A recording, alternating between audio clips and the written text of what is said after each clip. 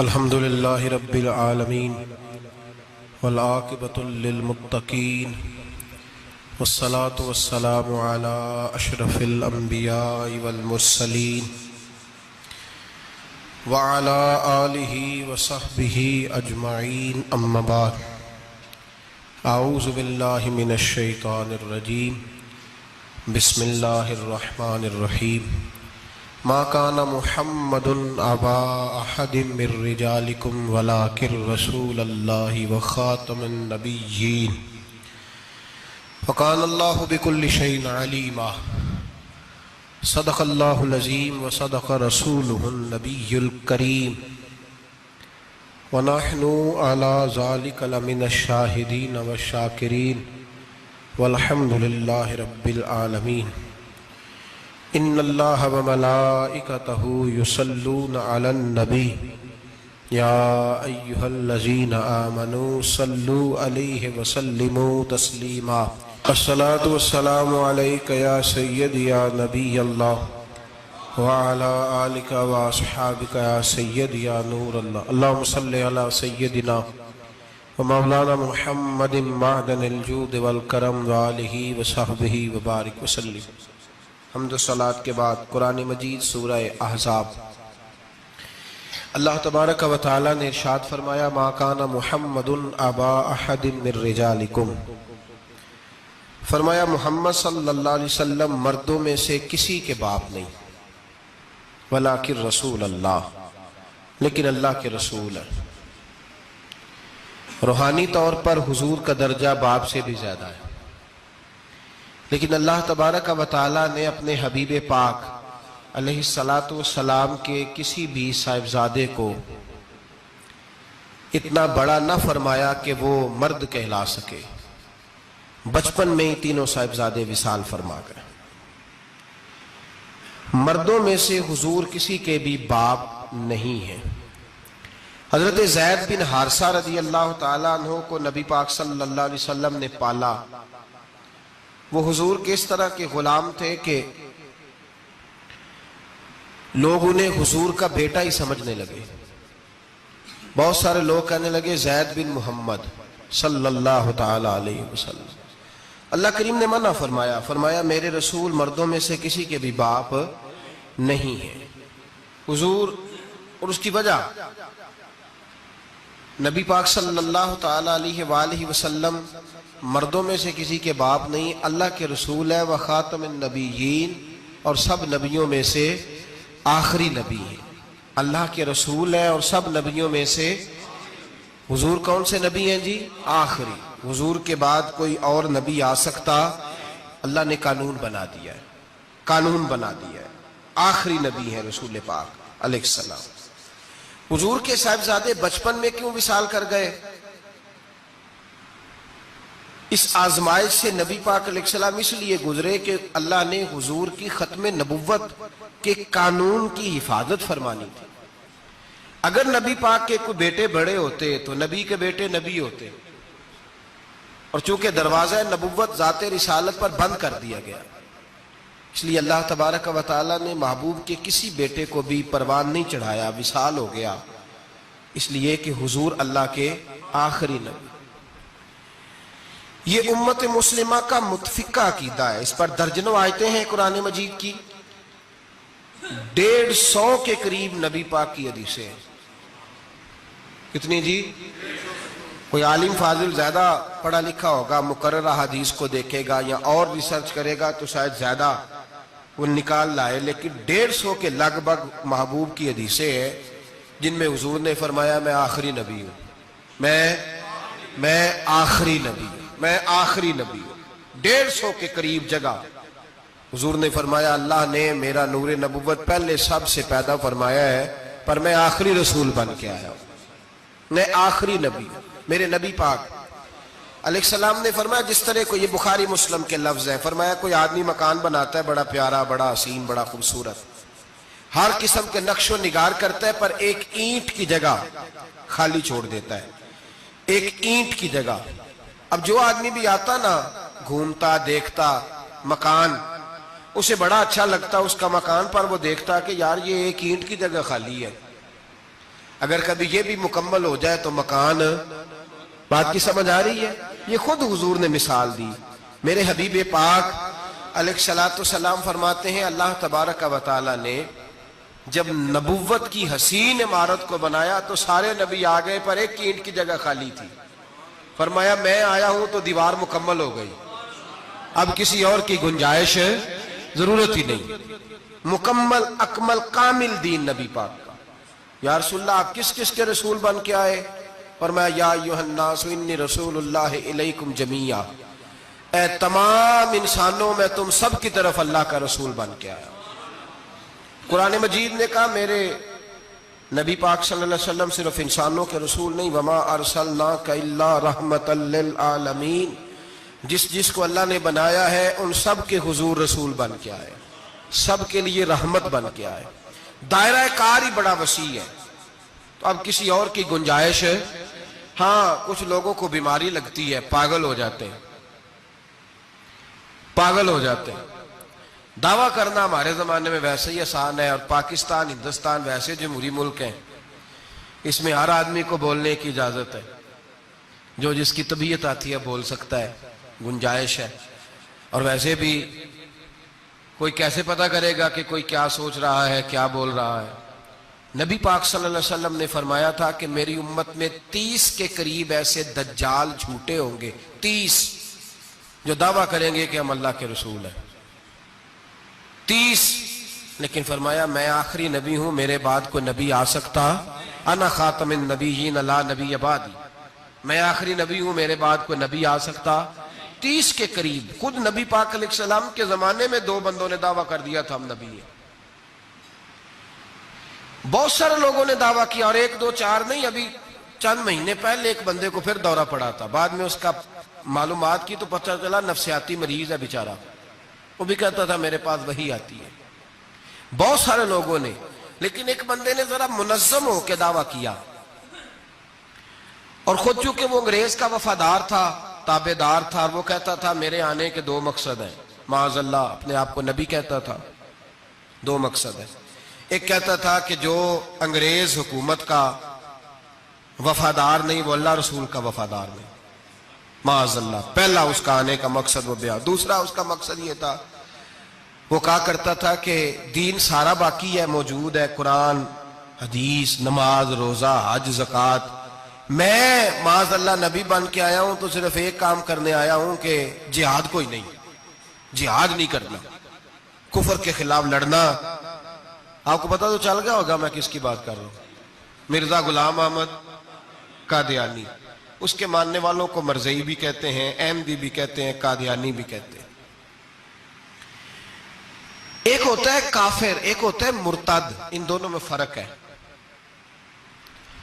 عیسائی، یہودی، سکھ، ہندو یہ کافر ہیں، ان کا اپنا عقیدہ ہے، ٹھیک ہے جو وہ کر رہے ہیں، اسلام کسی پر جبر کا حکم نہیں دیتا، موج کریں، لگے رہے، ہم انہیں دین کی دعوت دیں گے پر ان پر کوئی سختی نہیں کر سکتے۔ ایک مرتد ہوتا ہے جو لبادہ دین کا اڑتا ہے، اپنے آپ کو مسلمان کہتا ہے، قرآن والا کہتا ہے، اسلام والا کہتا ہے، لیکن دین میں رخنا ڈالتا ہے، نیا عقیدہ گھڑتا ہے، وہ مرتد ہے، اس پر سختی کرنے کا حکم ہے۔ مرزائیوں کی مصیبت یہ ہے کہ وہ کہتے ہیں جی ہم قرآن کو بھی مانتے ہیں، ہم اسلام کو بھی مانتے ہیں، ہم نبی پاک صلی اللہ علیہ وسلم کو بھی مانتے ہیں، بس آخری نبی نہیں مانتے، ایک نیا نبی مانتے ہیں، اور پھر رنگ بڑا عجیب دیا، کہتے ہیں ذلی نبی ہے، بروزی۔ نوکھا فلسفہ سنے آپ حیران ہو جائیں گے۔ ذلی نبی کہتے ہیں میں مستقل نبی نہیں، میں نبی پاک کا سایہ بن کے آیا ہوں، یہ اس نے دعویٰ کیا ہے۔ کہتا ہے میں مستقل نبی نہیں، میں حضور کا۔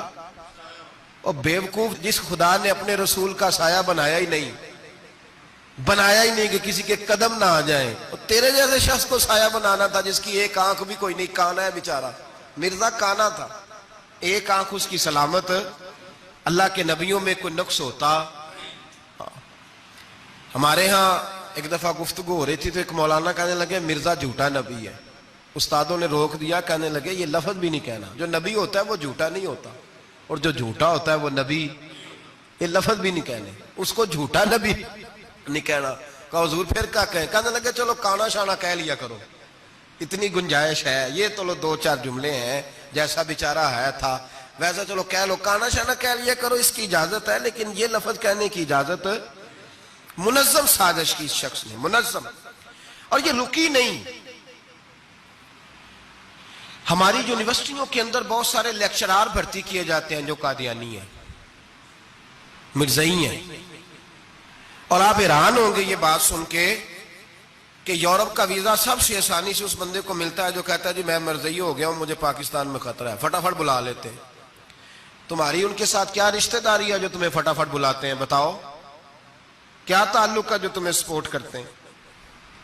مرزا غلام احمد قادیانی نے دعویٰ کیا، پہلے وہ کہنے لگا جی میں محدث ہوں، میں حدیثوں کی تشریح کرتا ہوں.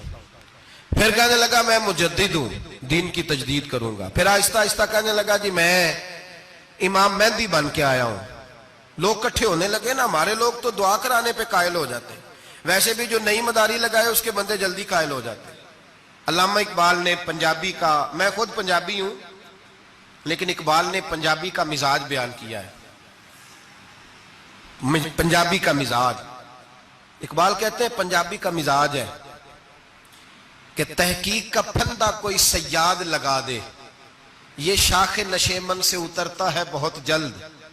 کہتے ہیں کوئی مداری دکھائے صحیح، اس کا کام ہے فٹافٹ پہنچ جانا. یہ مداریوں کا زمانہ ہے، جو اچھی مداری لگا لے، شور شار اچھا کرے، اس کے گرد لوگ، جو کہے میں نے پھونک ماری تو بندہ چل پڑا، پھونک ماری تو گر گیا، پھر میں نے ایسے کیا تو ایسے ہو گیا. کوئی مداری دکھائے صحیح، مداری کا دور ہے. اس نے بھی مداری لگا لی، میں دعا کرتا ہوں تو فلانا صحیح ہو گیا، میں یہ کرتا ہوں تو کبھی محدث ہو گیا، کبھی وہ مجدد ہو گیا. پھر کہنے لگا میں امام مہدی ہوں. پھر اس نے تھوڑی ترقی کر لی تو کہنے لگا میں مسیح موعود ہوں، وہ جو حضرت عیسیٰ علیہ السلام نے دوبارہ پیدا ہونا تھا تو لہذا میں آ گیا ہوں، معاذ اللہ. پھر آہستہ آہستہ جب اس نے سمجھا نا کہ اب بندے تھوڑے پکے ہو گئے ہیں جو میرے ساتھ ہیں، پھر کہنے لگا نہیں میں ذلی نبی ہوں، بروزی، میں سایہ بن کے آیا ہوں. مرزا غلام احمد قادیانی، پشت پناہی اس کو انگریز کی حاصل تھی. کسی شخصی جب حکومتیں سپورٹ کرتی ہیں پھر اس کا آگے بڑھنا بڑا آسان ہو جاتا ہے. اس کی انگریز نے مکمل پشت پناہی کی. اپنے بچوں کو سمجھائیں جو بات عرض کر رہا ہوں. ہمارے اپنے شہروں میں جو معروف سکول ہیں ان کے اندر ایسے ٹیچر بھرتی ہونے لگے ہیں جو قادیانی اور مرزائی ہیں، جو گندے نظریات کے حامل لوگ، جو طرح طرح کی، آپ کو نہیں پتا، ہمیں تو شوق ہی بڑا ہے نا، بچہ ایف ایس سی کرے صحیح، جائے جدھر مرضی، بی ایس سی کرے بس وہ، اور بڑی جلدی لوگ مائل اور قائل ہوتے ہیں. ایک صاحب مجھے کہنے لگے جی اب تو سائنس بھی ماننے لگی ہے اسلام کی ساری باتوں کو. تو میں کیا مانے چاہے نہ مانے، سائنس کے ماننے سے کوئی فرق پڑتا؟ نہیں مانتی سائنس تو نہ مانے، کیا اس میں حرج ہے؟ ایک حکیم صاحب بڑے پرانے بڑے سیانے کہنے لگا جی میں 2-3 امراض کا علاج کرتا ہوں، اس میں ایک کھانسی بھی ہے، چند قطرے شراب کے ڈال کے میں دوائی بناتا ہوں، بندہ ٹھیک ہو جاتا ہے. میں نے کہا آپ کا دماغ ٹھیک نہیں. میرے نبی پاک صلی اللہ علیہ وسلم نے جس چیز کو گند کہا ہے اس میں کبھی شفا ہو سکتی، سارا زمانہ بھی کہے کہ ٹھیک ہو جائے گا تو اس میں شفا ہو سکتی. جو پیشاب سے زیادہ پلید ہے اس میں بھی کبھی شفا ہو سکتی ہے. تو سائنس مانے، حکمت جو مرضی کہے. ڈاکٹر روز کہتے ہیں کزن میرج سے مسائل بنتے ہیں، قریبی رشتہ داروں میں شادی کرنے سے. رسول پاک علیہ الصلوۃ والسلام نے سگے چچا کے بیٹے کے ساتھ حضرت فاطمہ کا نکاح کیا. اگر مسائل بن سکتے ہوتے تو رسول پاک کبھی یہ کام کر سکتے؟ سوال ہی پیدا نہیں ہوتا. روز ڈاکٹر کہتا ہے آپ پتہ کرنے جائیں بیماری کہاں سے لگ گئی، آپ کے خاندان میں تو کسی کو نہیں تھی، فلانے کو تو نہیں تھی، سسرال میں میکے میں. بھئی اللہ کے رسول نے فرمایا بیماری متعدی نہیں ہوتی، ایک کو دوسرے سے لگ سکتی. تو ساری دنیا کے ڈاکٹر کہیں بے شک ہماری طبیعت مان سکتی. ہم کوئی کچے نظریات کے لوگ ہی نہیں، یہاں تو بندے فٹافٹ ایسے ہو جی وہ سنا تھا اس نے کہا تھا. کیا مطلب ہے؟ ساڈے نبی دی زبان ساڈے واسطے قرآن، ساڈے نبی دی زبان ساڈے واسطے قرآن، ختم ہو گئی بات. جو مرضی کو کہتا. پھر عقیدہ مضبوط، زبردست، ایک منٹ کے لیے بھی ہلنے کی ضرورت نہیں۔ مرزا صاحب نے دعوے کر دیے، لوگ کٹھے ہونے لگے، انگریز کی پشت پنائی تھی، اور اس نے سب سے پہلا اٹیک ان لوگوں پہ کیا جو سردار کہلاتے تھے، چودھری کہلاتے تھے، زمیندار تھے۔ غور کریں جو بات سمجھا رہا ہوں۔ اس کا سب سے پہلا الناس والا دین ملوکہم، لوگ اپنے سرداروں کے مذہب پہ ہوتے ہیں۔ مرزے کا سب سے پہلا اٹیک، قادیانیوں کا سب سے پہلا جو حربہ تھا وہ چودھری لوگ تھے، بڑے لوگ، اس لیے کہ اسے پتا تھا کہ ان لوگوں پہ قبضہ جمایا جائے گا تو باقی جو عوام ہے اس کو قریب کرنا آسان ہو جائے۔ بڑے بڑے ذمہ داروں پہ، جگیرداروں پہ، مالداروں پہ، رئیس لوگوں پہ اس نے پھندے ڈالے، قابو کیے، اور ایک جمعیت تیار کر لی۔ پھر جب لوگ کٹھے ہو گئے اور اس نے دعویٰ کر دیا کہ میں نبی ہوں، علماء نے اس کو کئی دفعہ بلایا، حضرت پیر میر علی شاہ صاحب رحمت اللہ علیہ، پیر صاحب نے فرمایا کسی میدان میں سامنا تو کر، گفتگو تو کر، پر وہ سامنے آنے کو تیار۔ امیر ملت پیر جماعت علی شاہ صاحب محدث علی پوری رحمت اللہ علیہ فرمایا سامنے تو آنا کہیں، سامنے تو آ تو صحیح۔ حضرت حجت الاسلام مولانا حامد رضا خان صاحب رحمت اللہ تعالی علیہ حضرت کے صاحبزادے فرمانے لگے تو ایسا بے ایمان ہے، سامنے کیوں نہیں آتا، باہر تو نکلنا، آ تو صحیح۔ ہم تو اس رسول کے ماننے والے ہیں جو ہر میدان میں سامنے آ جاتے تھے، ہر میدان میں، ہر میدان میں، لیکن نا نبی دنیا میں تبلیغ کرنے آتے ہیں، کشتی کرنے نہیں آتے۔ مولانا حامد رضا صاحب نے وزیر خان مسجد میں تقریر کی، اعلیٰ حضرت کے شہزادے تو فرمانے لگے ہم تو اس رسول کے ماننے والے جو ہر میدان میں سامنے رہے۔ نبی پاک باہر نکلے تو رکانہ پہلوان بکریاں چرا رہا تھا، کھیت میں تھا، کہنے لگا میں نبی تب مانوں گا جب میرے ساتھ کشتی کریں گے۔ حضرت بلال حبشی رضی اللہ تعالیٰ عنہ فرماتے ہیں کہ حضور کا مزاج نرم و نازک تھا، ہاتھ پھول سے زیادہ نرم ہوتے تھے، کستوری سے زیادہ خوشبودار ہوتے تھے، نرم و نازک وجود تھا، مکھی نہیں بیٹھتی تھی۔ جب اس نے یہ بات کی تو میرا دل کیا میں آگے بڑھ کے کہوں تو بیوقوف ہے، کبھی کشتیوں کے ساتھ بھی تبلیغ ہوئی ہے، بیوقوف ہے تو؟ کہتے ہو، کہنے لگا جی میرے ساتھ تو سینکڑوں لوگ آئے، کوئی مجھے گرا نہیں سکا، اگر آپ گرا دے تو میں کلمہ پڑھ لوں گا۔ کہتے رسول پاک نے آستینیں چڑھائی، فرمایا چل آجا کشتی کر لیتے، تو صحیح میدان میں نکل۔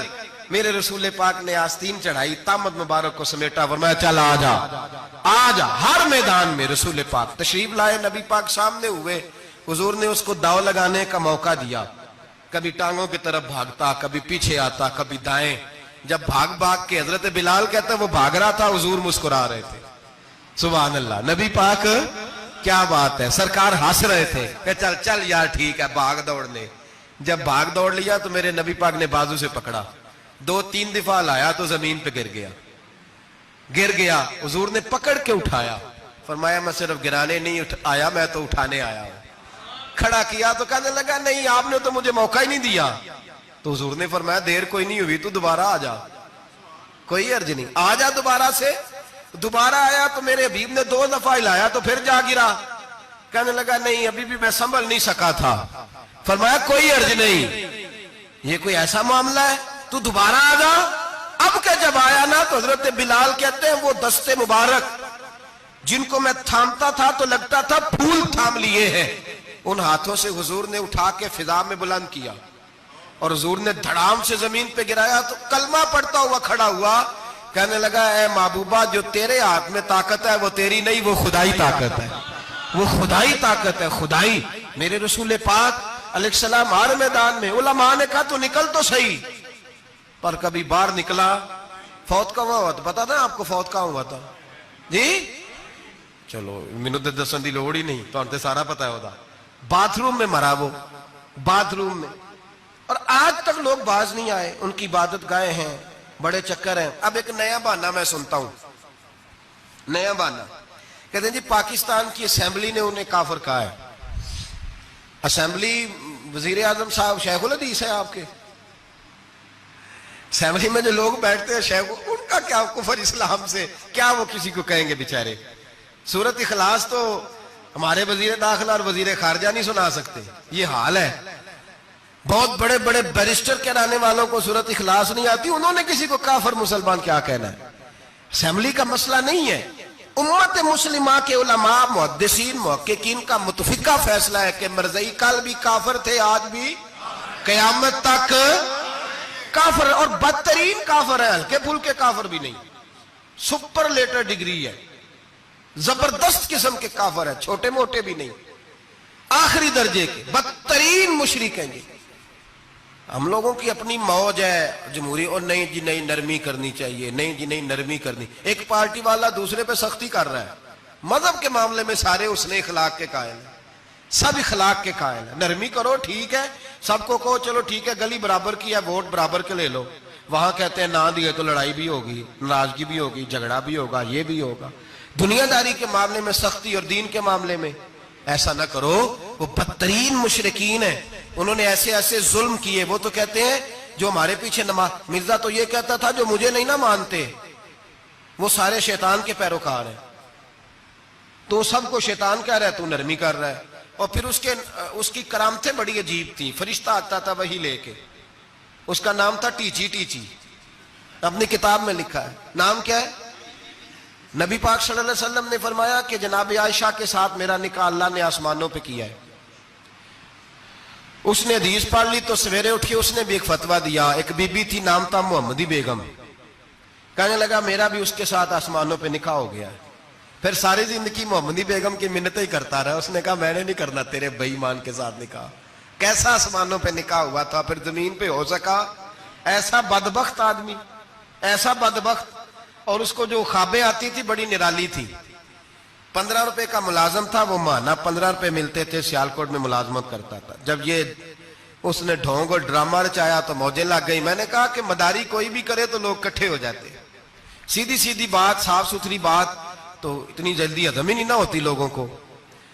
تو اس نے جب وہ کہتا ہے مجھے خواب آئی ہے، خواب کیا آئی ہے؟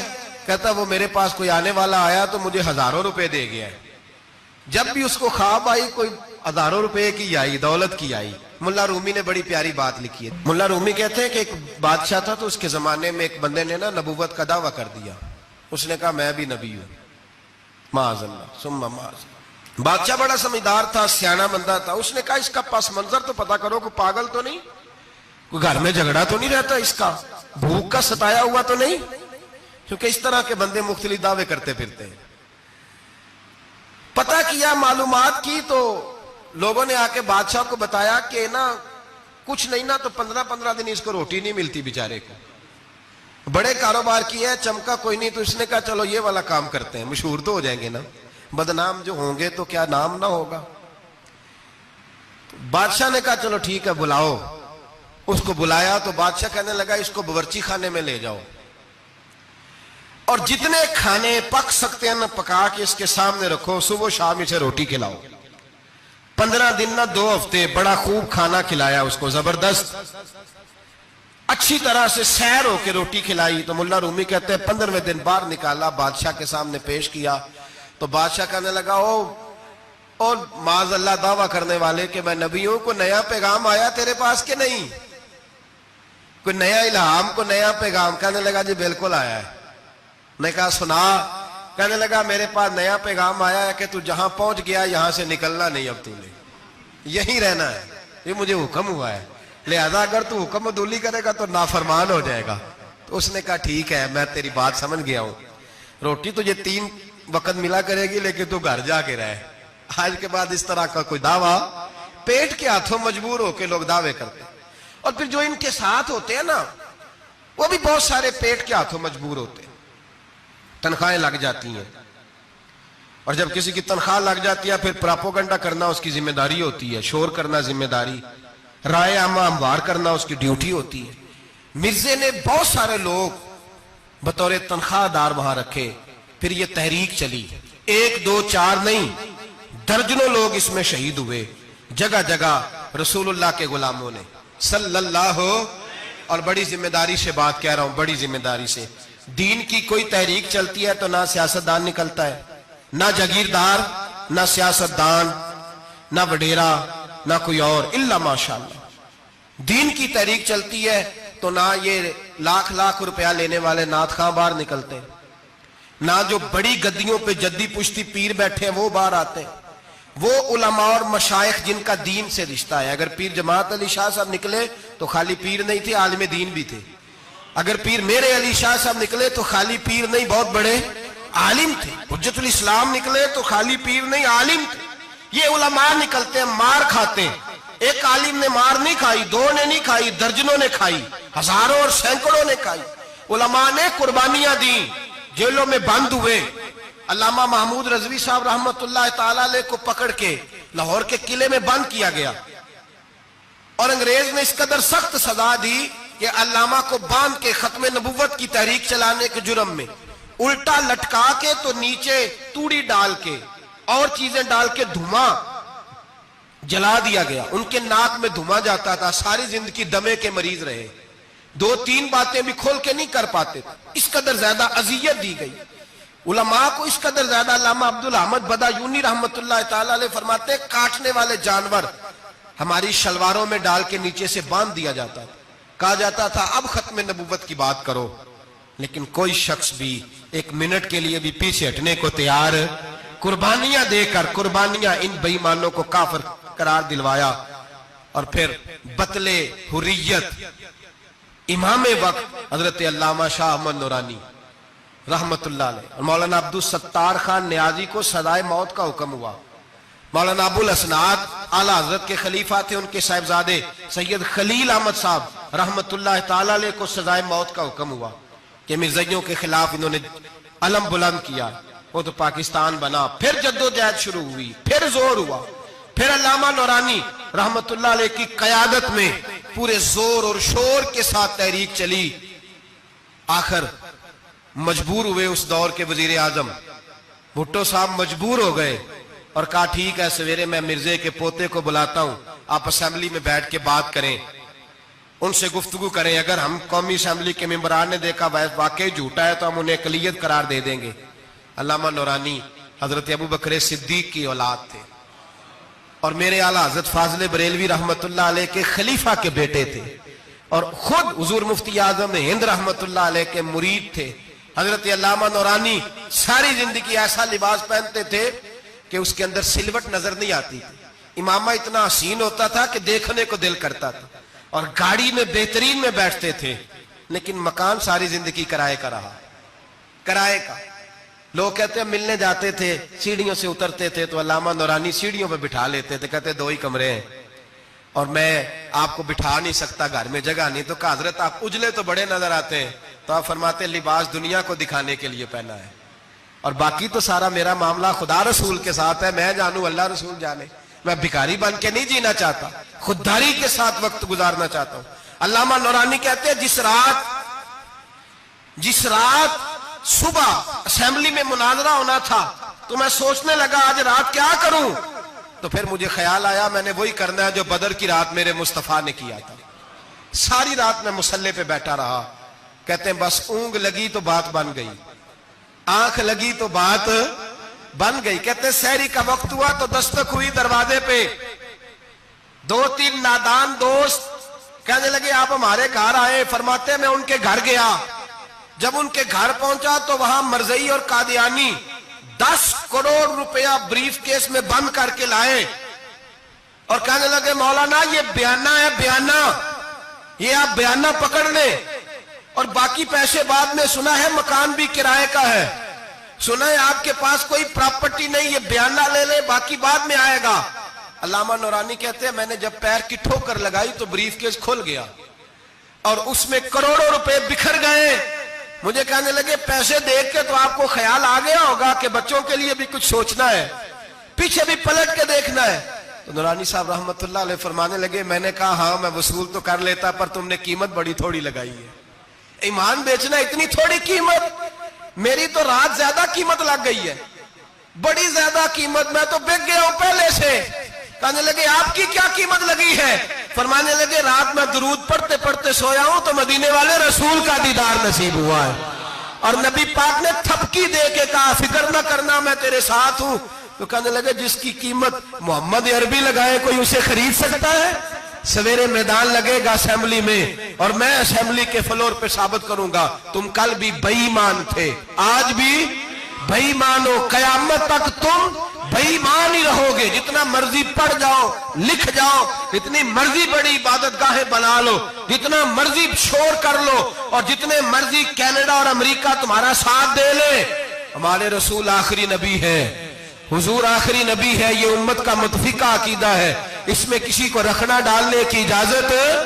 آپ فرماتے ہیں سویرے وہ آیا، بڑے زور سے آیا، کبھی انگریزی بولتا، کبھی کوئی بولی بولتا، لیکن احمد رضا کے دروازے کا ایک فقیر ایک بات ہی کرتا، وہ رضا کے نیزے کی مار ہے کہ عدو کے سینے میں غار ہے، کسے چارہ جوئی کا وار ہے کہ جو وار وار سے پار۔ کہتے ایک اور مولوی صاحب بھی آئے میرے ساتھ مناظرہ کرنے، ان کی اپنی کتاب سے نکل آیا کہ نبی پاک کے بعد آخری کوئی اور نبی آ جائے تو فرق نہیں پڑتا، اپنی کتاب سے، ان کے دارالعلوم بانی، دارالعلوم بنانے والے کی کتاب سے نکل آیا۔ تو مولوی وہ مرزا کہنے لگا تم نے بھی تو لکھا ہے، ہم نے کہا یہ بھی بے ایمان ہے، اعلیٰ حضرت کہہ چکے ہیں یہ کافر ہے، یہ بھی تمہاری طرح کا ہی ہے ظالم، لہذا اس کی بات کا کوئی اعتبار نہیں ہے، کافر قرار دے دیا گیا۔ کفر تو ہو گیا، اقلیت تو ہو گئی، لیکن وہ آج تک اپنی حرکتوں سے باز۔ ہمارے بچوں کو پتہ ہی نہیں یہ کتنے غلط ہیں، ہمیں خبر ہی نہیں کہ یہ کتنے برے ہیں۔ بھائی ایک صاحب سے میری ایک دفعہ بات ہوئی، چودھری صاحب تھے، گفتگو ہوئی تو کہنے لگے جی ختم نبوت نہیں مانتے تو ختم ہو گیا مسئلہ، اللہ ناراض ہو جائے گا، ختم نبوت نہیں مانتے تو اللہ ناراض ہو جائے گا۔ میں نے کہا جناب کے کتنے بچے ہیں؟ کہنے لگے 4، زمین کتنی؟ 20 کلے، کتنے کتنے آئے بولیے؟ تو میں نے کہا ایک نیا بندہ آ کے کھڑا ہو جائے کہ میں بھی آپ کا بیٹا ہوں، تو آپ راضی ہیں؟ مثال دے رہا ہوں سمجھانے کے لیے، بلا مثال و بلا تشبیہ، آپ راضی ہو جائیں گے؟ بولے نہیں تو چپ کر کیا کھڑا، چل کوئی نہیں، 4 بھی بڑھ رہے تھے 5 بھی بڑھ لینے، ہو جائے گا ایسا؟ عجیب بندے ہو، جو کام جو تمہارا بیٹا نہیں، جب تم اسے بیٹا ماننے کو تیار نہیں تو جو اللہ کا نبی نہیں، وہ میدان میں کھڑا ہو کہ میں بھی ہوں میں بھی ہوں میں بھی ہوں، تو یہ کس طرح قابل قبول بات ہے؟ اور ایک بھائی سگے بھائی کو جائیداد دینے کو تیار نہیں تو ایک اور آ کے شامل ہو جائے کہ مجھے بھی شامل کر لو، چلو کوئی نہیں فرق پڑتا، اتنی زمین ہے ابے کی، اتنی زمین ہے ابا جی کی، مجھے بھی شامل کر لو، تو لوگ تو قتل کر دیں گے کہ جب تو ہے نہیں تو ہمارا بھائی بنتا کیوں ہے؟ او خدا کے بندے، عجیب فلسفہ حیات ہے، عجیب زندگی ہے، فٹافٹ لوگ مان لیتے ہیں۔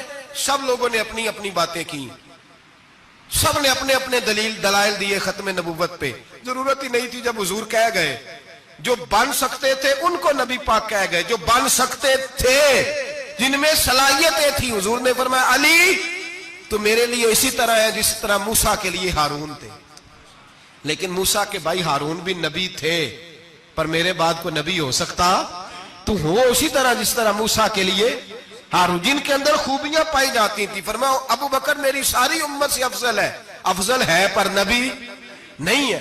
میرے رسول پاک نے فرمایا عمر فاروق میں وہ ساری خوبیاں پائی جاتی ہیں جو ایک نبی میں، لو کان نبی بعد لکان عمر ابن خطاب، اگر کوئی میرے بعد نبی ہوتا تو خطاب کا بیٹا عمر ہوتا۔ جو ہو سکتے تھے جب وہ نہیں ہوئے تو کانا شانہ اٹھ کے آ گیا ہے، ادھر قادیان کا رہنے والا، اور تو کہتا ہے نہیں مجھے مان لو، چلو پورا نہ مانو، ذلی مان لو، بروزی مان لو، کوئی حیا ہونی چاہیے۔ اور بڑے بڑے سیانے بندے، ان کو آج تک پتہ ہی نہیں کہ یہ ذلیل کتنے، ان کے اندر خباثت کتنی پائی جاتی ہے۔ میرے رسول پاک امت کے لوگوں نے اپنے اپنے دلائل دیے، نبی پاک کی امت نے اپنے اپنے۔ حضرت میاں محمد بخش صاحب رحمت اللہ علیہ ختم نبوت پہ بات کرنے لگے تو انہوں نے انوکھی بات ہی کر دی، انوکھی بات۔ ایک شخص ان سے کہنے لگا چل کے دیکھو تو صحیح، ملے تو صحیح۔ آپ فرمانے لگے دفع کرو، جنہ اندر عشق ہے رچیا اونا نہیں پج جانا، پاویں سونے ملن ہزارہ آسانی یار بٹونا۔ ہم نے دائیں بائیں دیکھنا ضرورت ہی نہیں، ہمارے رسول نے کوئی کمی چھوڑی نہیں، باقی آ رہے ہیں یہاں خیرات لینے۔ حضرت موسیٰ کہہ رہے ہیں اللہ اپنے آخری نبی کی امت میں شامل کر لے، تو ہمیں کیا ضرورت ہے پتہ بھی کرنے کی؟ اور سن لیں، یہ یاد رکھیں بات، امام اعظم ابو حنیفہ رحمۃ اللہ علیہ فرماتے ہیں اگر کسی بندے نے دعویٰ کیا کہ میں نبی ہوں، دعویٰ کیا کہ میں نبی ہوں، اور سامنے والے نے اسے یہی کہہ دیا نا کہ اگر تو نبی ہے تو معجزہ دکھا، تو یہ کہنے والا بھی کافر ہو گیا، اس لیے کہ اس نے تو دلیل مانگ لیا، یہ تو تھوڑا سا متفق ہوا ہے۔ تماشا دیکھنے کے لیے بھی اگر کہا نا کہ اگر تو نبی ہے تو دلیل لا، کوئی معجزہ، تو یہ لفظ کہنے والا بھی بولیے دائرہ اسلام سے کیوں مانگی تو نے دلیل؟ کیا ضرورت پڑی تھی؟ کیوں تو نے ایسا کہا؟ اتنا متفقہ عقیدہ ہے کہ تو مانگ تو یہ بھی نہیں کہہ سکتا کہ چل کچھ کر کے دکھا، یہ بھی تیرے لیے جائز ہے۔ صوفیاء کہتے ہیں تو نے سوچ کیسے لیا؟ طریقت کے اندر تو غیر کی مداخلت قابل قبول۔ اللہ نے توحید کا ہر جگہ خیال رکھا، رسالت کی وحدانیت کا ہر جگہ خیال رکھا۔ اللہ ایک، قرآن ایک، اسلام، نبی ایک، باپ، استاد، کوئی کسی قسم کی مداخلت کی ضرورت کیسے لوگ مداخلت کر لیتے؟ فٹافٹ حضرت پیر سید مہر علی شاہ صاحب گولڑوی رحمت اللہ، حضرت خواجہ شمس العارفین سیالوی رحمت اللہ علیہ کے پاس پڑھا کرتے تھے، تدریس ہوتی تھی، خواجہ صاحبوں کو بٹھا کے درس تصوف، درس قرآن، درس حدیث دیتے تھے۔ یوں بیٹھے ہیں، گفتگو ہو رہی ہے، پڑھایا جا رہا ہے، ایک بڑے نورانی چہرے والے خوبصورت بزرگ اندر آئے، بڑی تازگی، بڑا پیار، بڑی مٹھاس ان کے آنے میں۔ جب وہ آئے تو حضرت شمس العارفین اٹھ کے ملے، ماتھا چوما، پیار ہوا، 2-3 منٹ گفتگو ہوئی تو گفتگو میں بڑی نورانیت، بڑی خوبصورتی، بڑی رانائی، بڑی ٹھنڈک ملی دونوں بزرگوں کی ملاقات سے۔ چند لمحوں کے بعد، تھوڑی دیر گفتگو کے بعد وہ بزرگ اٹھے باہر نکل گئے۔ حضرت شمس العارفین مریدوں پہ نظر ڈالی، فرمانے لگے تمہیں پتہ ہے یہ کون تھا؟ شاگردوں جانتے ہو کون تھا؟ کہا حضور نہیں۔ فرمایا خضر علیہ السلام تھے، مجھ سے ملنے آتے ہیں اکثر، اور ابھی گلی میں ہوں گے، کسی نے ملنا ہے تو مل لو۔ دوڑ کے گئے سارے لوگ ملاقات کرنے، بھاگے گئے۔ پیر میر علی شاہ صاحب بیٹھے ہیں، آپ نے فرمایا میر علی تم نے نہیں ملنا؟ کہنے لگے حضور نہیں۔ فرمایا کیوں؟ کہنے لگے حضور میں اسے نہ ملوں جسے خضر بھی ملنے آتا ہے، اسے نہ ملوں جس سے وہ ملنے آتا ہے، میں نے کیا کرنا ہے ان سے مل کے؟ آپ سے ملوں گا جن سے حضرت خضر بھی ملنے آتی ہیں۔ جنہ تنا وچ عشق ہے رچیا اونا نہیں پج جانا، پانے پاویں سونے ملن ہزاراں، اسا نہیں یار بٹاؤنا، ضرورت ہی نہیں۔ ایسے حسین محبوب کے بعد کسی اور جگہ نظر جمانے کی طبیعت ضرورت نہیں، توجہ نہیں، خیال نہیں۔ جس نے یہ پوچھ بھی لیا کہ تو بتا، کوئی معجزہ دکھا، وہ بھی دائرہ اسلام سے نبی پاک صلی اللہ علیہ وسلم کے زمانے میں حضور نے خود فرمایا تھا 30 کے قریب لوگ ہوں گے جو دعویٰ کریں گے ہم نبی ہیں۔ فرمایا دجال ہوں گے، کذاب ہوں گے جو دعویٰ کریں گے۔ ایک بندے نے تو حضور کی ظاہری حیات میں دعویٰ کر دیا، مسلمہ اس کا نام تھا، 150 سال کے قریب عمر پائی اس نے، اور بہت سارے اس کے ماننے والے اسی لیے ماننے لگے کہ عمر بڑی لمبی ہے۔ معاذ اللہ تعالیٰ، لوگوں کا اپنا اپنا مزاج ہے نا، ماننے کا اپنا اپنا مزاج ہے۔ ایک اس سے کانا آدمی دعا کرانے آیا، ایک آنکھ سے کانا تھا، اس نے دعا کرائی تو دونوں آنکھوں سے اندھا ہو گیا، دونوں آنکھوں سے۔ اللہ نے اسے سزا دی تو ایک ماننے والا کہنے لگا فٹافٹ مان جاؤ، ورنہ جو اس کی نہ مانے پورا اندھا ہو جاتا ہے۔ ماننے والوں کا اپنا انداز ہے نا۔ ایک لنگڑا آیا، ایک ٹانگ سے لنگڑا کے چلتا تھا، مسلمہ سے دعا کرانے آیا تو دوسری بھی ضائع ہو گئی، یہ اس کا حال تھا۔ پر ماننے والوں کا کیا کیا جائے؟ ماننے والے جس کو مرضی ماننے لگتے ہیں، نفسیاتی طور پر لوگ کمزور ہو جاتے ہیں۔ مسلمہ نے نبی پاک صلی اللہ علیہ وسلم کو خط لکھا، کہنے لگا حضور کے زمانہ مبارکہ میں، اور کچھ حدیثیں ایسی بھی ملتی ہیں جس سے یہ ثابت ہوتا ہے کہ اس کی حضور سے ملاقات بھی ہوئی، سامنے کچھ بول نہ سکا، جا کے خط لکھا، کہنے لگا کہ آپ میرے ساتھ معاہدہ کر لیں، جب تک آپ حیات ظاہری میں آپ نبی، اور جب آپ کا وصال ہو جائے تو میں نبی، یا یہ معاہدہ کر لیں کہ آدھے عرب کے آپ نبی اور آدھے کا میں نبی۔ معاذ اللہ، اس نے یہ خط لکھا۔ نبی پاک نے جواب لکھا، فرمایا میں تو اللہ کا رسول ہوں، تو کذاب ہے، تو کذاب ہے، جھوٹا ہے۔ لوگ ایک اور بھی، میں ایک دن آرٹیکل پڑھ رہا تھا، کہنے لگے جی مرزے کے اب بڑے ماننے والے ہیں، اس کو کذاب نہیں کہنا چاہیے، ان کو دکھ ہوتا ہے، جو جھوٹ بولے اسے جھوٹا نہیں کہنا چاہیے۔ تو تھی بول دے کیوں نہیں؟ تو اڈا کی پروگرام ہے، کہنا چاہیے کہ نہیں کہنا چاہیے؟ یہ ثواب ہوگا، اس لیے کہ جو نبوت کا دوچا دعویٰ کرے اس کو نبی پاک نے جھوٹا کہا ہے۔ حضور نے فرمایا تو کذاب ہے، کیا کہا ہے؟ تو انہوں ثواب ہوئے گا، آنکھوں گے تھے، کیا کہا ہے؟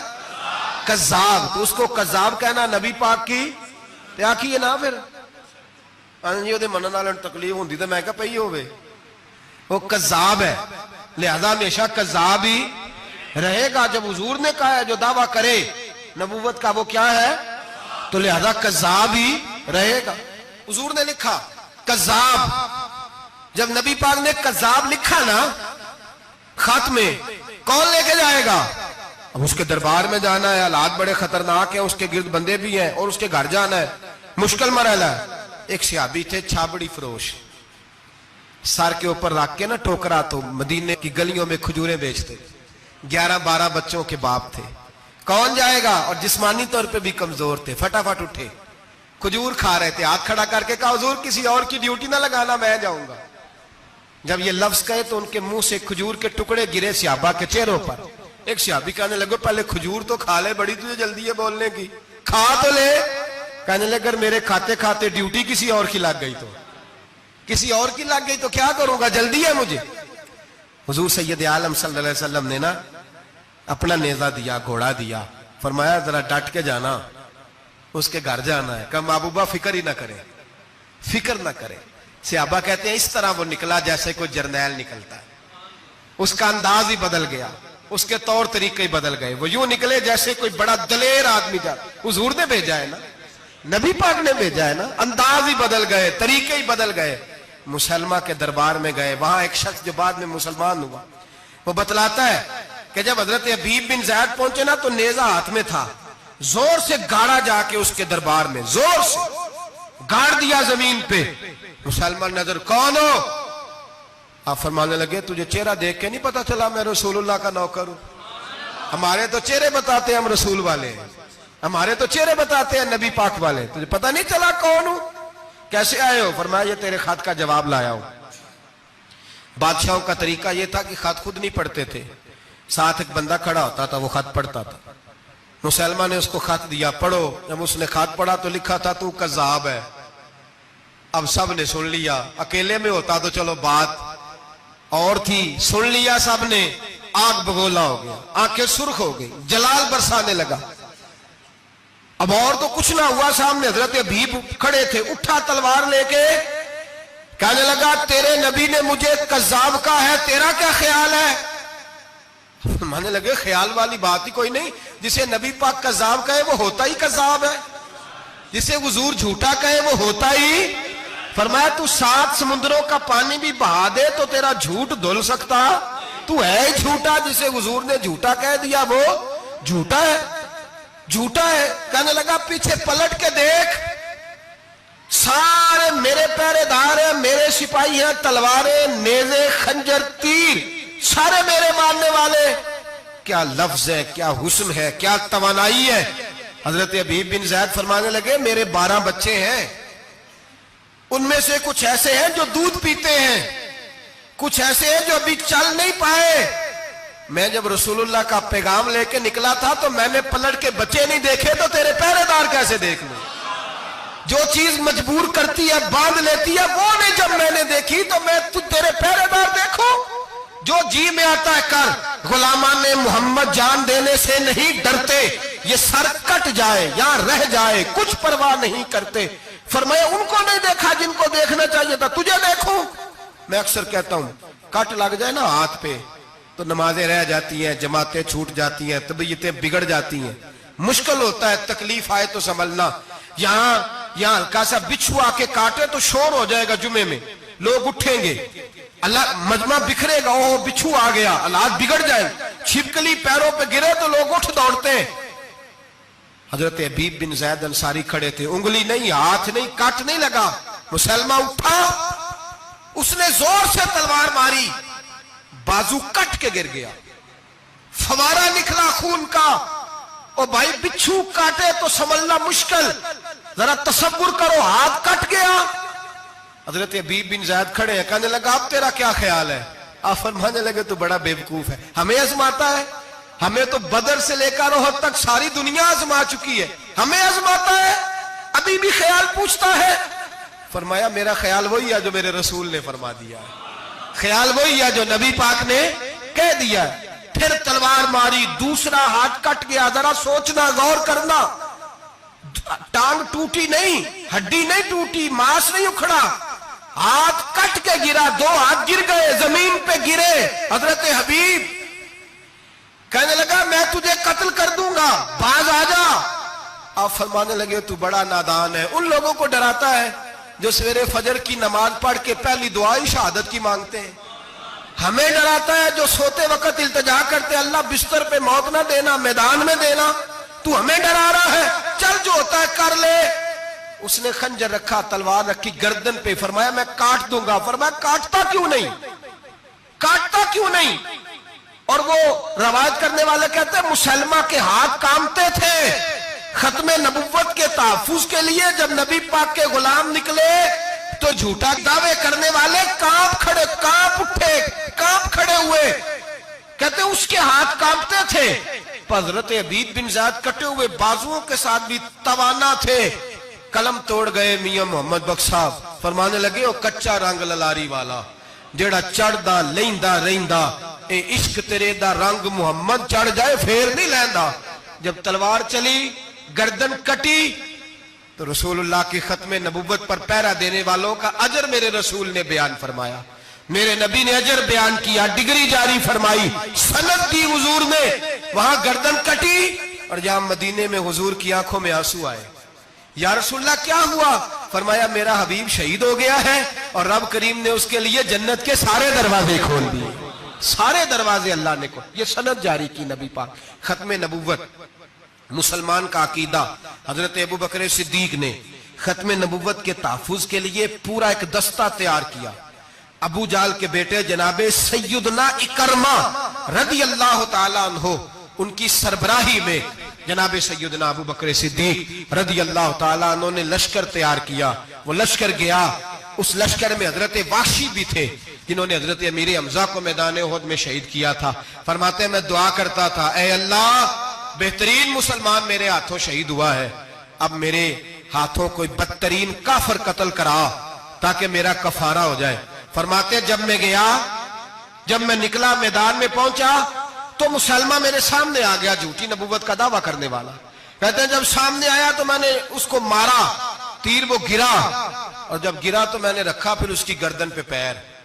میں نے کہا میرے رسول تو میدان بدر میں دعا کرے تو 5000 فرشتے آتے ہیں، تو ذرا پلٹ کے دیکھ بے ایمان تیرا حال کیا ہے۔ فرماتے ہیں میرے قدموں کے نیچے، میں نے کہا تو میرے نبی سے مقابلہ کرنے چلا تھا؟ میں رسول اللہ کا ادنا غلام ہوں، نہ بدری ہوں، نہ اشرا مبشرہ میں سے ہوں، نہ میں خلفائے راشدین میں سے ہوں، پر ہوں رسول کا غلام، الصحابی کن نجوم میں شامل ہوں۔ فرماتے میں نے گردن کاٹی اور اللہ نے مجھے موقع دیا۔ حضرت امیر حمزہ اگر میرے ہاتھوں شہید ہوئے تھے تو نبی پاک کا بدترین دشمن بھی میرے ہاتھوں قتل ہوا۔ ختم نبوت کا تحفظ ہر دور میں ہر جگہ صحابہ کرتے رہے۔ ہم بچوں کو کچھ نہیں سکھا پا رہے، ہمارے بچے لا بلد ہیں دینی تعلیمات سے، ہم یہ شعور دے کے بھیجتے ہی نہیں کہ بیٹا جو اس طرح کی ذرا بھی بات کرے اس کا ذکر کرنا بتانا۔ قادیانی، مرزائی، کسی جگہ یہ اپنے آپ کو احمدی کہتے ہیں، کسی جگہ کوئی اور روپ دھارتے ہیں۔ ایک ان کا گروپ اب لاہوری کہلاتا ہے، وہ کہتا ہے جی ہم اسے سارا کچھ مانتے ہیں پر نبی نہیں مانتے۔ ہم نے کہا تم بھی تو بے ایمان ہو نا، کافر کو تو مان رہے ہو نا، چاہے مجدد بھی مانو مفسر بھی مانو، مان تو ایک بے ایمان کو رہے ہو نا، کافر کو کافر ماننا ضروری ہے۔ اللہ نے کہا کل یا ایھا الکافرون، اللہ نے کافر کو کافر کہا ہے تو کافر کو کافر ماننا یہ ضروریات دین کا حصہ ہے۔ تو لہٰذا اپنی اولادوں کو، نسلوں کو، آنے والے طبقات کو، بالخصوص کالجز میں، یونیورسٹیز میں اور ان جگہوں پہ جو لوگ تعلیم حاصل کرنے جاتے ہیں ان بچوں کو خاص کر کے سمجھائیں، ان پر خاص دھیان دیں، توجہ کریں کہ وہ بچے ان چیزوں سے باز آئیں، پرہیز کریں۔ میں نے کہا کہ ایک بہت بڑا طبقہ، اور پھر ایک اور بہت بڑی تکلیف کی بات یہ ہے ہماری حکومتیں یہ خیال نہیں کرتی کہ کوئی بند باندھا جائے، کوئی ایسا صورت بنائی جائے، کوئی جو ہے وہ ایسی ترتیب لگائی جائے کہ جو لیکچرار آئے یا سرکاری عہدے پہ کوئی شخص آئے اس کی جان پھٹک کی جائے، وہ کون ہے، اس کا عقیدہ کیا ہے، وہ کس نظریے کا ہے۔ ہمارے ہاں کوئی ایسا اندازہ نہیں، اس لیے یہ مرتد، یہ کفار، یہ برے لوگ پھیلتے چلے جا رہے ہیں۔ اپنی صفوں کے اندر ان لوگوں کو تلاش کریں۔ اور پھر ایک اور بات یاد رکھیں، کفر سے جب بیزاری ہوتی ہے نا، ان لوگوں کو احساس ہوتا ہے کہ ہم غلط ہیں، ہمارے ساتھ اظہار بیزاری ہے۔ ان لوگوں سے جو اظہار بیزاری کیا جاتا ہے اس کا مطلب یہ ہے کہ ان کو احساس ہو کہ ہم غلط ہیں، اور بہت سارے لوگ بس ایسے ہی ان کے پیچھے لگ گئے بلا وجہ، دیکھا دیکھی، دوستوں کی وجہ سے، ان کو پتہ ہی نہیں کہ یہ کتنے برے ہیں۔ اللہ کی بارگاہ میں یہ دعا کرتے ہیں کہ اللہ تعالیٰ ہماری آنے والی نسلوں کو ان برے اثرات سے محفوظ رکھے۔ اور اللہ تبارک و تعالی ہمیں حضور کے ختم نبوت کے عقیدے پر پختگی عطا فرمائے، ہمیشہ مدحت خیر الانام میں گزرے۔ دے کے حضور آکھن منگتے دی خیر ہووے، دے کے حضور آکھن منگتے دی خیر ہووے، منگتا کبے سخی دے، منگتا کبے سخی دے، بوہے دی خیر ہووے، دے کے حضور آکھن منگتے دی خیر ہووے، دے کے حضور آکھن۔ اور جنت بڑی جگہ لگیا جڑی جگہ تے، جنت بڑی جگہ